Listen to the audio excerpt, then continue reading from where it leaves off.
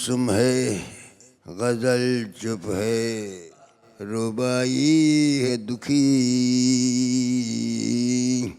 गीत गुमसुम है, गजल चुप है, रुबाई के दुखी। ऐसे माहौल में नीरज को बुलाया जाए। क्या बात है। एक ऐसा कवि हमारे बीच में उपस्थित है जिनका नाम ये बताने के लिए काफी है कि कविता हो तो कैसी हो। वाह वाह क्या बात है। मैं हम स्वागत करते हैं गोपाल दास नीरज का।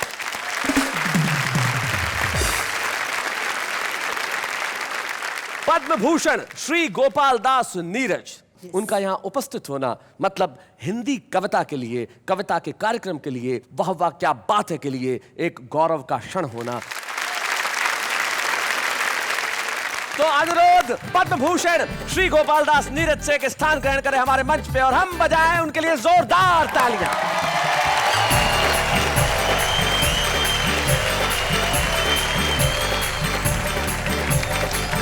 एक जगह एक जंगल में ट्रेन 4 घंटे खड़ी हो गई। एक व्यक्ति बोर हो गया, ड्राइवर के पास गया।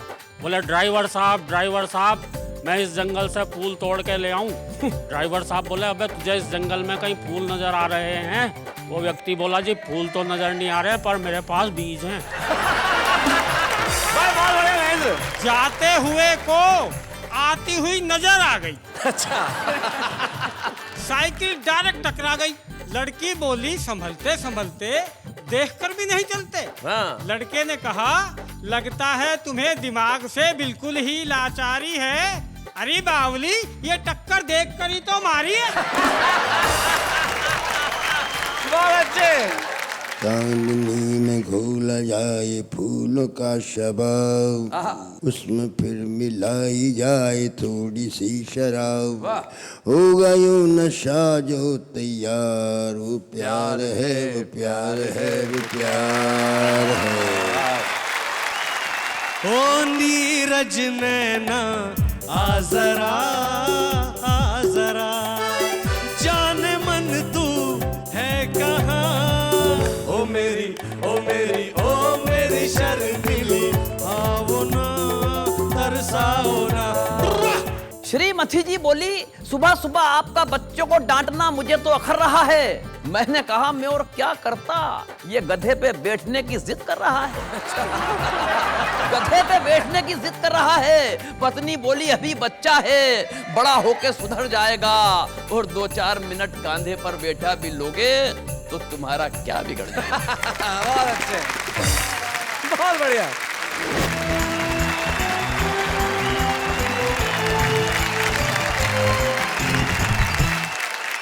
क्या बात है भाई। जिंदगी के अंदर अगर आपके पास वेदों का ज्ञान है तो आपका ज्ञान प्रकाशित हो उठता है, और अगर गोपाल की कृपा हो तो आदमी अजनबी नहीं रहता। तो आज यहाँ वेदों का प्रकाश भी है, गोपाल भी है, अजनबी भी है, तीनों यहाँ है। तो फिर वाह वाह क्या बात है। तो बताइए किसे बुलाया जाए कविता पढ़ने के लिए? ये जो है ना, ये मतलब कौन? ये जो थोड़े से रोलू पोलू से क्यूट से हैं। ये वाले जी। इनका नाम नहीं ले सकती?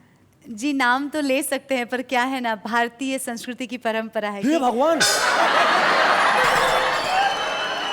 आपको मालूम है भारतीय संस्कृति में किसका नाम नहीं लिया जाता? नहीं आप वो बेचारा सुनिए तो। ऑलरेडी 2 बच्चों का बाप है, मरवाओगे तुम इसे। अरे भारतीय संस्कृति उसके अलावा भी काफी सारी शिक्षा देती है। जैसे अजनबियों का यूं नाम नहीं लेते, उनसे फटक से बात नहीं करते। हो आप अजनबी से बात नहीं करना चाहती लेकिन अजनबी की बात सुनना जरूर चाहती है। जरा आइए अपनी बातें सुनाइए, वरना आपके घर में आतंक हो सकता है। आइए।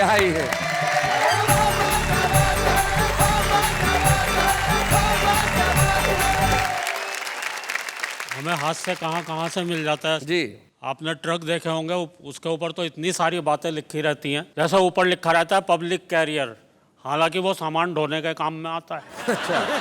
पीछे लिखा रहता है बुरी नजर वाले तेरा मुंह काला, इसलिए मैं सभी ट्रकों को बड़ी अच्छी नजरों से देखता हूँ। वैसे मुझे पता है ट्रकों को अच्छी नजरों से कोई भी नहीं देखता। मैं तो जब बाजार से निकलता हूँ मुझे लगता है सबके मुंह काले हैं। जरूर किसी ट्रक को बुरी नजरों से देखा हो। पर एक बात मेरी समझ में नहीं आती जी। ये ट्रक वगैरह तो अफ्रीका में भी चलते होंगे। अच्छा, एक बात और भी है, अगर हमें कभी बाई चांस बुरी नजर डालनी ही पड़ी तो क्या हम ट्रक पर डालेंगे? सड़कों पर एक से एक हसीन, एक से एक सुंदर कारें घूमती रहे, हाय हाय। उन पर नहीं डालेंगे। हमारा कैरेक्टर ऐसा थोड़ी हो गया जो ट्रक पे बुरी नजर डालेंगे। पता नहीं क्या क्या लिखते रहेंगे, ट्रकों के पीछे लिख देंगे देखो मगर प्यार से। ओहो। एक दिन मैं एक ट्रक को पूरे 1.5 घंटे तक देखता, मुझे एक भी चीज ऐसी नजर नहीं आई जिसे प्यार से देखा जा सकता। ट्रक वगैरह यहाँ दुर्घटना हो जाती है, करुणा का विषय है, पर कभी कभी हंसी आती है एक्सीडेंट देख के भी। गर्मियों की बात है, मैं शिमला जा रहा था, मैंने देखा एक ट्रक खाई में गिरा हुआ था और ट्रक के पीछे लिखा हुआ था हम सुनहरे कल की ओर बढ़ रहे हैं। मैं कुछ और आगे गया, एक और ट्रक मिला, वो भी खाई में गिरा हुआ था, लेकिन एक पेड़ के सहारे अटका हुआ था, ऊपर लिखा हुआ था एक तेरा सहारा। अच्छा, लोग बाग कभी कभी शौक में अपनी गाड़ियों के पीछे फिल्मों के नाम लिखवा लेते हैं। जी। एक कार का और एक ट्रक का एक्सीडेंट था। कार के पीछे लिखा हुआ था सामन को आने दो। अच्छा। और ट्रक के पीछे लिखा हुआ था आया सामन झूम के।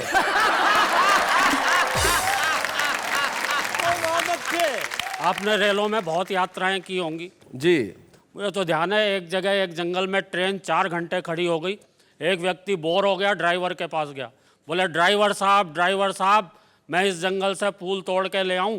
ड्राइवर साहब बोले अबे तुझे इस जंगल में कहीं फूल नजर आ रहे हैं? वो व्यक्ति बोला जी फूल तो नजर नहीं आ रहे पर मेरे पास बीज हैं।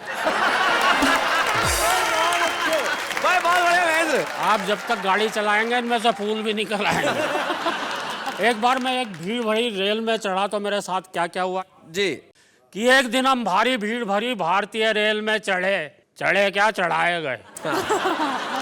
कई कंधों पर धरकर भीतर सरकाए गए। हाँ। भीड़ का ये हाल था, मत पूछिए कमाल था। फर्श पर भी आदमी थे, सीट पर भी आदमी थे, बर्थ पर भी आदमी थे, और तो और छत पर भी आदमी थे। वो तो रेल वालों ने इससे ऊपर कोई जगह ही नहीं बनाई, वरना आदमी वहां भी होते भाई। कौन जाने किस पर पड़ा था, आदमी से आदमी सटा खड़ा था। अच्छा। सब एक साथ सांस ले रहे थे, एक साथ सांस छोड़ रहे थे।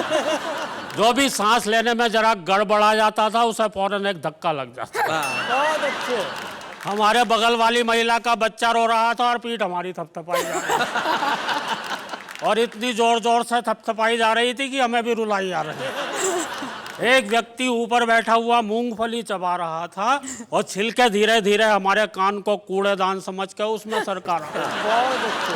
हमारे पीछे वाले व्यक्ति ने शायद न्यूटन का गुरुत्वाकर्षण का सिद्धांत ही नहीं पढ़ा था, इसलिए अपना पूरा का पूरा संदूक अपने सर पर ही लिए खड़ा था। हमारे बगल वाले दूसरे व्यक्ति ने शायद न्यूटन को कुछ ज्यादा पढ़ रखा था, इसलिए आधा संदूक हमारे कंधे पर धर रखा।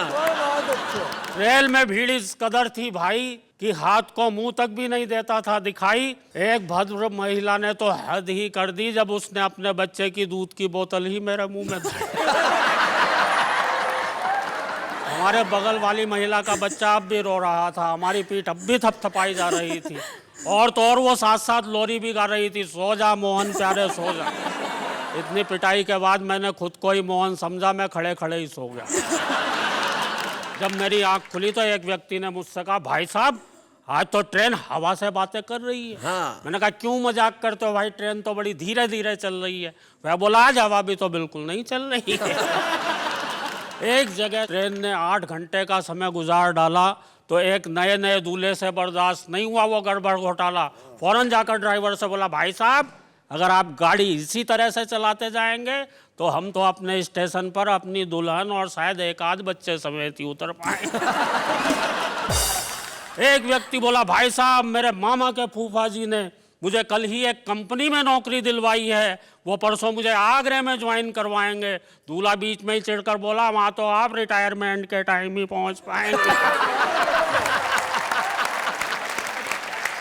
और उस ट्रेन के लेट होने की बात आपको क्या क्या बतलाएं, क्या क्या समझाएं। हम ऐसी ही एक ट्रेन से उतरकर सीधे आपके इस कार्यक्रम में आए हुए हैं और आप विश्वास मानिए हम आपके पहले वाले एपिसोड के बुलवाए हुए हैं। बहुत बहुत धन्यवाद।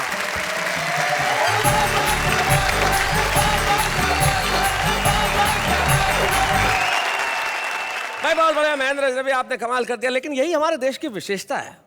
ये देखिए हमारे देश की संस्कृति है कि बच्चा किसी का रो रहा हो दूध आपको पिलाया जा रहा है, और ये हमारी संस्कृति है कि जैसा भी हो भीड़ हो लेकिन आदमी सफर कर ही लेता है, क्योंकि इसी संस्कृति के लिए गोपाल दास नीरज जी ने एक जमाने में लिखा था कि बस यही अपराध मैं हर बार करता हूँ, आदमी हूँ आदमी से प्यार करता क्या हूँ। बात है, तो वाह, ये आदमी से प्यार करने वाले, हर व्यक्ति से प्यार करने वाली संस्कृति का देश है, और इस देश की संस्कृति को हम प्रणाम करते हैं आज नीरज जी की उपस्थिति में। और इस देश की संस्कृति में ऐसी बहुत सारी चीजें हैं जहां पे व्यंग की गुंजाइश बनती है। तो ऐसे एक व्यंगकार को हम बुलाना चाहते हैं जो हमारे बीच में उपस्थित है, भाई वेद प्रकाश वेद।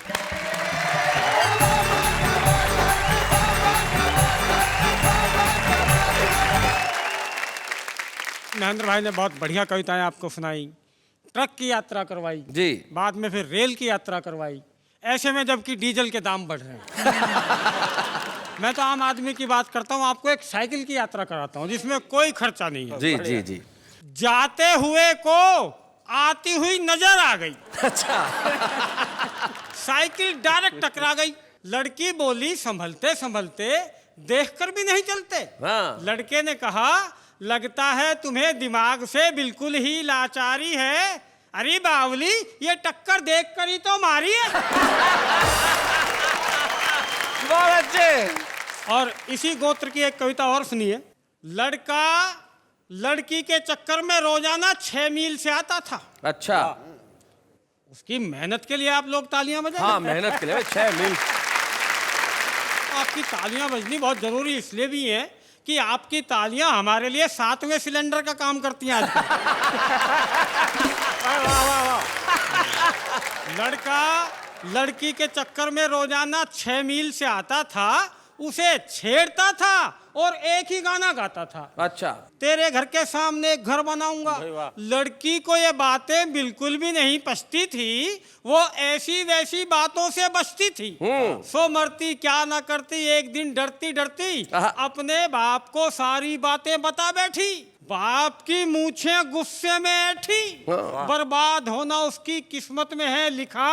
अब कभी गा दे ये गाना दोबारा तो कहना घर बनाने की छोड़ तू खाली प्लाट लेकर ही दिखा। 2 लाख रुपए गज का भाव है मेरी कॉलोनी में। पूरा का पूरा खप जाएगा, प्लाट के बदले खुद नप जाएगा। क्या बात है। वाह वाह। और यदि हो ही जाए कोई अजूबा, पूरा कर ही ले वो अपना मंसूबा, तो बेटी तू भी निसंकोच उसको वर लेना, एक झटके में शादी कर लेना, क्योंकि वो लड़का जीवन के किसी भी स्तर पर फेल नहीं है। घर बनाना आज के जमाने में कोई खेल नहीं है। वाह वाह वाह, बहुत अच्छे, बहुत बड़े। मुझे घर से अपनी एक घरबार वाली कविता याद आ गई जी, वो मैं आपको सुनाता हूँ। असल में क्या होता है, कई बार आदमी गलत संगत में फंस जाता है। मुझसे ज्यादा ये कौन समझेगा कि आदमी गलत संगत में कैसे फंसता है। इन्होंने मेरे दिल की बात कितनी अच्छी तरह बयां की। क्या बात है। वो आदमी गिरता पड़ता हुआ घर पहुंचा। अच्छा, अगले दिन पत्नी ने पूछ लिया कल कहाँ से इतनी पी कर आया था? बोला कुछ नहीं, कल मैं गलत संगत में फंस गया। पत्नी ने पूछा किनके साथ बैठ लिया? बोला हम 4 दोस्त थे, 1 बोतल थी, 3 पीते नहीं थे। 4 जा रहे थे एक मुर्दे को कब्रिस्तान में लेकर। एक का पांव एक कब्र के ऊपर पड़ गया तो दूसरे ने टोक दिया। बोला अरे देख के चल, नीचे मुर्दा है। पहले वाला बोला फिर ऊपर भी हमने कौन सा वर्ल्ड कप उठा रखा है।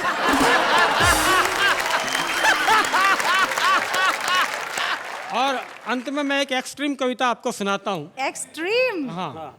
एक काला आदमी। अच्छा। देखिए उसका कालापन बताने के लिए शैलेश जी मैंने कितनी काली शाही खर्च की है। जी देखता। नेहा जी देखना आप भी, और जो बात आपको अच्छी लगे इसी तरह आप मस्ती में सुनिए जिस मस्ती में सुन रही हैं। भाई ये भी कहिए कि साथ में समझिए भी।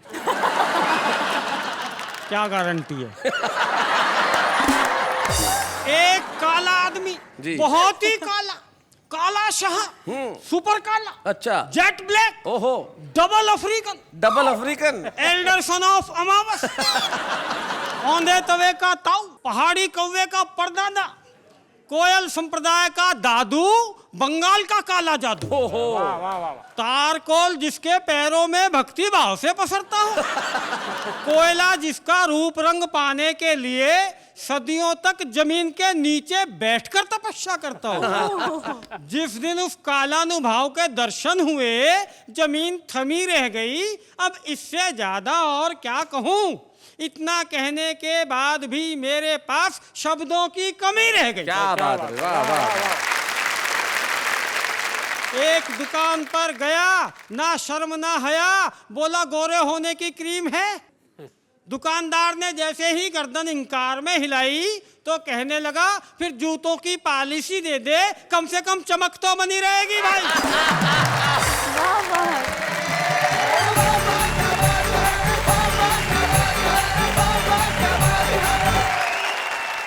मैं तो कहती हूँ इनको अभी कोई पोएट्री में चैलेंज नहीं कर सकता। नहीं कर सकता, बिल्कुल नहीं कर सकता। वैसे आपने कभी किसी को चैलेंज किया? हाँ, मैंने किया था। किसे? मेरी टीचर को, क्योंकि मेरे टीचर ने मुझे चैलेंज कर लिया था। बोले तुझ में हिम्मत है तो 100 में से 80 नंबर ला के दिखा। मैंने कहा ऐसी बात? मैंने बड़ा चैलेंज दिया। मैं सारी कॉपी खाली छोड़ के आया और मैंने कहा आप में हिम्मत है तो पास करके दिखाऊंगा। जीवन में कुछ क्षण ऐसे होते हैं जब रोमांच अपने चरम पे होता है। जिंदगी में ईश्वर सबको सब कुछ दे, लेकिन इंतजार की घड़ियां न दे। लेकिन माफ कीजिएगा, ये इंतजार तो हम ही ने आपको कराया, इसके लिए हम माफी चाहते हैं। मैं जानता हूं आप किसका इंतजार कर रहे हैं। शोखियों में घोला जाए फूलों का शबाब, उसमें फिर मिलाई जाए थोड़ी सी शराब, होगा यूं नशा जो तैयार वो प्यार है। इतना लोकप्रिय गीत जो किशोर दा ने गाया, एस डी बर्मन साहब ने संगीतबद्ध किया। लेकिन यकीन मानिए ये इतिहास का क्षण है, वो बंद सुनना जो किसी भी रिकॉर्ड में नहीं है। और हमें गर्व है कि आज वो गीत के बंद हमारे पास है, जिस प्रोग्राम का नाम है वाह वाह क्या बात है। चांदनी में घोला जाए फूलों का शबाब, उसमें फिर मिलाई जाए थोड़ी सी शराब, होगा यूं नशा जो तैयार वो प्यार है, वो प्यार है, वो प्यार है। आधी रात जुहू पर उतर कर रहा हो चांद जम्मुकान, और वहीं टहल रखी को फूल तितलियों की गोरी बाहें थाम। क्या बात है। ऐसे वक्त आता है जो ज्वार, वो प्यार है, वो प्यार है, वो प्यार है। हाथ में ली दर्द की कलम, आंसुओं में स्वप्न घोल घोल, लिख रही हो पाती पी के नाम, जब कोई कली लटों को खोल। क्या बात है। तब जो छेड़ता है दिल के तार, वो प्यार है, वो प्यार है, वो प्यार है। क्या बात है।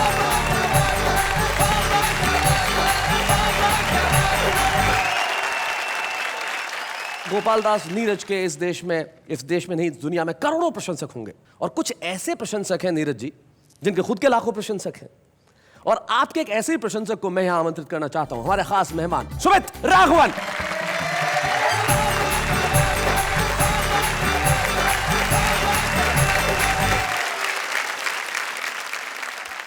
ये वाकई में मेरी खुशकिस्मती है कि आज वाह वाह क्या बात है कि इस एपिसोड में मुझे बुलाया गया है, जहां पर नीरज जी हैं। तो ये मेरी खुशकिस्मती है। मैं फिर एक बार नीरज जी आपको शत शत प्रणाम करूंगा। सुमित, आप तो खुद भी अच्छा गाते हैं, क्यों ना इन्हीं के गाने से शुरुआत करें कुछ। तो इन्हीं की एक फिल्म का एक मधुर गाना जो किशोर दा ने गाया था, नीरज जी आपकी इजाजत हो तो। ओ मेरी ओ मेरी ओ मेरी शर्मिली, ओ मेरी ओ मेरी ओ मेरी शर्मिली, ओ मेरी ओ मेरी ओ मेरी शर्मिली, आओ ना तरसाओ ना, आओ ना तरसाओ ना, ओ मेरी ओ मेरी ओ मेरी शर्मिली।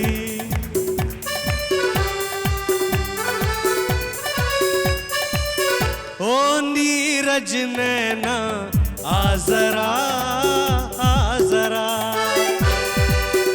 तेरी लाज का घूंघट खोल दूं, खोल दूं, ओ तेरे आंचल पर कोई गीत लिखूं, गीत लिखूं, ओ तेरे होठों में अमृत घोल दूं, घोल दूं, जाने मन तू है कहाँ, ओ मेरी, ओ मेरी, ओ मेरी शर्मिली, आओ ना, तरसाओ ना, ओ मेरी, ओ मेरी, ओ मेरी शर्मिली।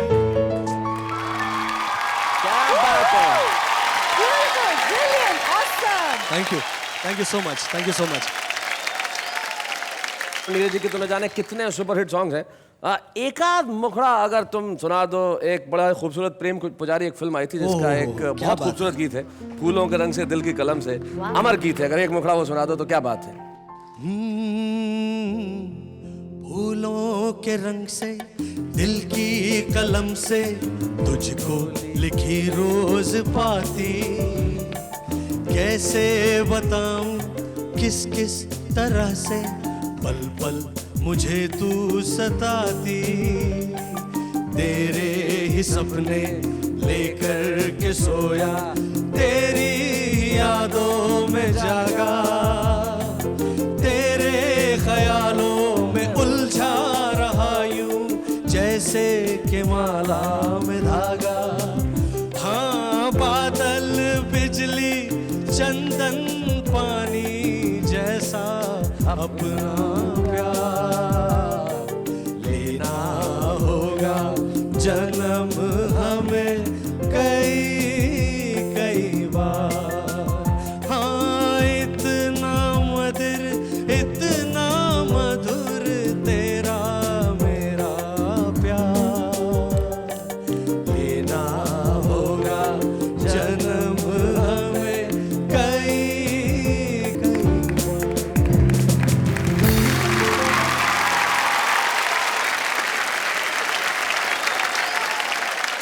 नीरज जी, सुमित ने आपके खूबसूरत गाने को इतना खूबसूरत ढंग से गाया, क्या कहना चाहते हैं आप सुमित के लिए?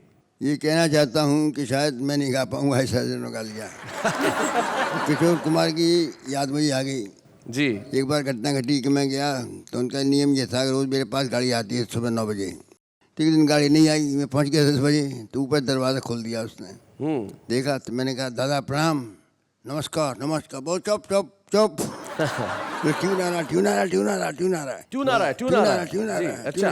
तब ये गीत बना दे इस प्रकार से जी, क्या बात है। और आज विशेष कृपा से सारी संस्थान में बज रहे हैं वो गीत। क्या बात है। बहुत बहुत धन्यवाद नीरज जी अपने संस्मरण हमारे साथ शेयर करने के लिए, बहुत बहुत धन्यवाद। गोपाल दास नीरज जी की एक पंक्ति जो मेरा ख्याल से 1000 बार से ज्यादा मैंने कही होंगी कि आत्मा के सौंदर्य का शब्द रूप है काव्य, अरे मानव होना भाग्य है, कवि होना सौभाग्य। वो गोपाल दास नीरज हमारे बीच में है।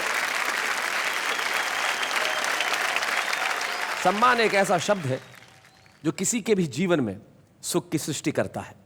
लेकिन मित्रों, एक सम्मान ऐसा आज हम करने जा रहे हैं इस मंच पे, जिन्हें सम्मानित करते हुए हम सम्मानित हैं, हम गौरवान्वित हैं। तो आइए हम एक ऐसे क्षण की रचना इस मंच पे करें और ये कहें, गोपाल दास जी 21वीं सदी में आप पैदा हुए, इसलिए सदी के लिए वाह वाह क्या बात है।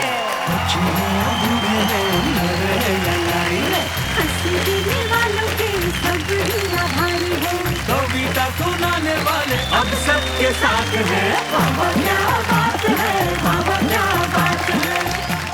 खुशी शायद छोटा लफ्ज होगा जब मैं ये कहूं कि मुझे बड़ी खुशी है कि हम लोगों ने नीरज जी को सम्मानित किया। ये एक ऐसा क्षण है जैसे शब्दों में नहीं बांधा जा सकता।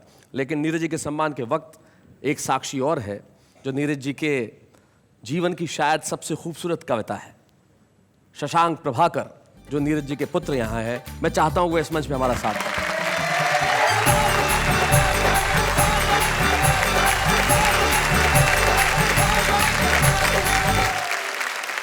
शशांक, बहुत बहुत स्वागत है आपका इस मंच पे। धन्यवाद शैलेश जी। एक पिता के सामने मैं चाहता हूं कि पुत्र 4 पंक्तियां। कि मौत तो मैंने इस मुट्ठी में दबा रखी है। हाँ। कि मौत तो मैंने इस मुट्ठी में दबा रखी है और ये जिंदगी गीतों में सजा रखी है। कोई तलवार मुझे काट नहीं सकती है, मेरे माथे पे मेरे माँ बाप की दुआ रखी है। क्या बात है, वाह वाह वाह वाह। वाह वाह। नीरज जी, हालांकि आपने अपनी कविताएं सुना ही दी है, पर फिर भी आप समक्ष बैठे हैं तो मन नहीं भर रहा। कुछ और सुनाइए please. Please please please please Neeraj ji please.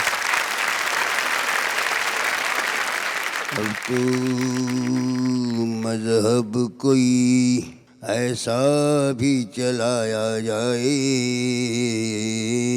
जिसमें इंसान को इंसान बनाया जाए। क्या बात है। तो मजहब कोई, नीरज जी कहते हैं कि अब तो मजहब ऐसा कोई चलाया जाए जिसमें इंसान को इंसान बनाया जाए। और नीरज जी, आपने तो वो मजहब चला रखा है, कविता का मजहब। कविता इंसान को इंसान बनाती है, और कविता का मजहब आम आदमी को किस तरह एक दूसरे से जोड़ता है, आइए देखते हैं। तुम्हारी अदाओं पे मैं वारी वारी, sir please dial 123 for balance enquiry. बर्फीली रात में चलती है लू, हा हा ही हु। पानी के बिना जीती नहीं फिश, मम्मी जब चिल्लाए पापा की हो जाती है टाई टाई फिश। मैं जब भी पार्टियों में जाता हूँ कविता सुनाता हूँ और छा जाता हूँ। इसी बहाने 10 आदमियों का खाना खा जाता हूँ। तुमने प्यार किया, मैंने प्यार किया, अब तो पीछा छोड़ो, हिसाब जो बराबर हो गया। ये जो तुम्हारे गुलाबी होंठ, गोरे गाल और काला तिल है, तुम्हारे मेकअप के चक्कर में आया हुआ 20,000 का बिल है। पापा बोले इट्स टाइम टू डिस्को, मम्मी बोली बर्तन धोने किसको।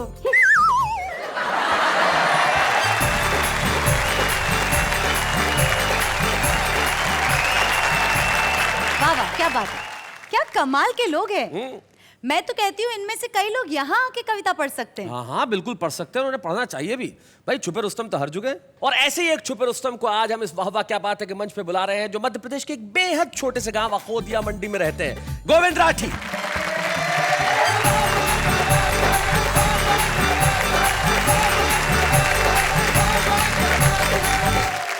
चार पंक्तियों से शुरू करता हूं कि बरसात सही पर प्यार के मौसम तो हो गए, मेरी जिंदगी के गम कुछ कम तो हो गए, और इतनी मोहब्बतों से जो पुकारा आपने, हम ढके छुपे ही सही रुस्तम तो हो गए। हाय हाय, क्या बात है। हिंदुस्तान में पतियों की हालत बहुत खराब हो चुकी है। वो एक प्रताड़ित पति मेरा मित्र महेंद्र सुनो, मुझसे सिर्फ इसलिए ईर्ष्या रखता है कि जब भी मेरे घर आता है मेरी पत्नी के हाथ के बनाए हुए तरह तरह के पकवान चखता है।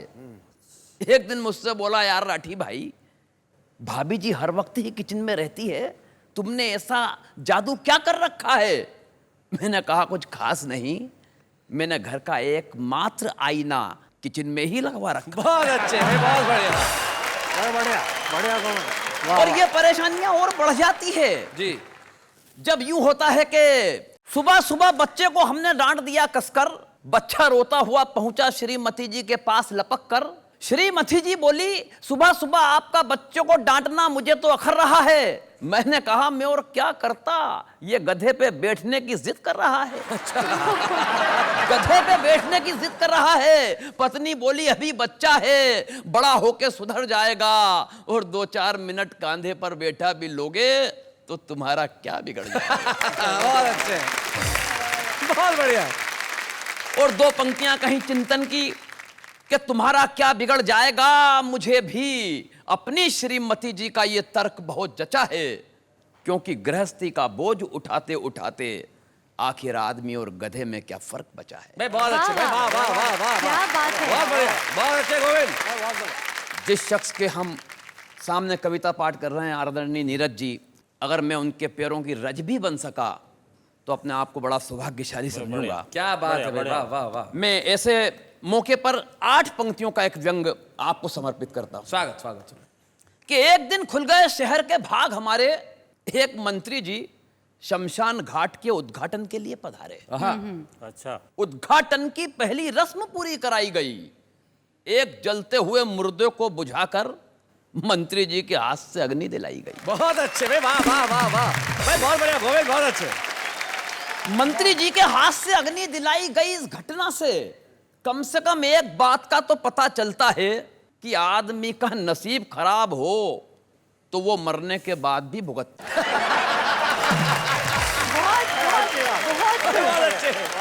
आदमी का नसीब खराब हो तो वो मरने के बाद भी भुगतता है। पंडित जी ने कहा, श्रीमान कृपया क्या इस दिशा में आकर अग्नि दिखाएंगे? मंत्री जी भन्ना कर बोले, आग कहां और कैसे लगानी है मुझे क्या आप समझाएंगे? भाई वाह वाह वाह वाह वाह गोविंद, बहुत अच्छे। आग कहां और कैसे लगानी है मुझे ये क्या आप समझाएंगे?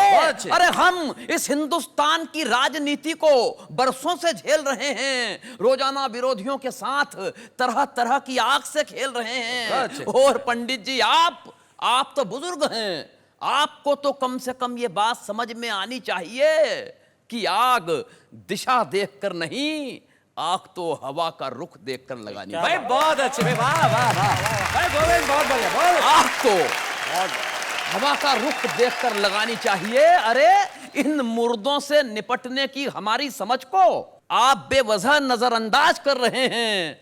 अरे पंडित जी, वो हम ही तो हैं जो 65 बरस से इन मुर्दों पे राज कर रहे हैं। आय क्या बात है गोविंद, बहुत बढ़िया। काश मंत्री जी को पेट की आग और चूल्हे की आग के बारे में भी कुछ पता होता तो दोस्तों इस हिंदुस्तान का नक्शा ही कोई दूसरा हुआ होता। क्या बात है भाई, वाह वाह वाह वाह। मैं हौसले की 4 पंक्तियों के साथ आपसे विदा लेता हूं। पढ़ता हूं कि एक दिए का साथ है और ये अंधेरी रात है। वाह।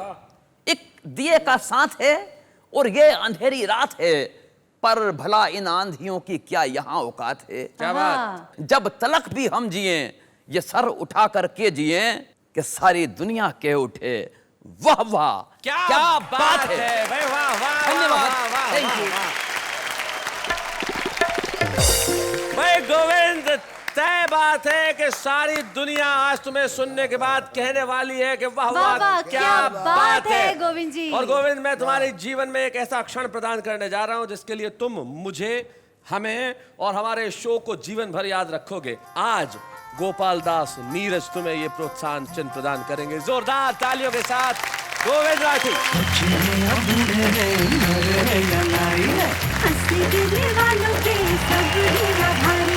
कविता सुनाने वाले अब सबके साथ हैं। बाबा क्या बात है, बाबा क्या बात है। ऐसे और भी मज़ेदार वीडियो के लिए हमारे चैनल को लाइक, शेयर और सब्सक्राइब करें।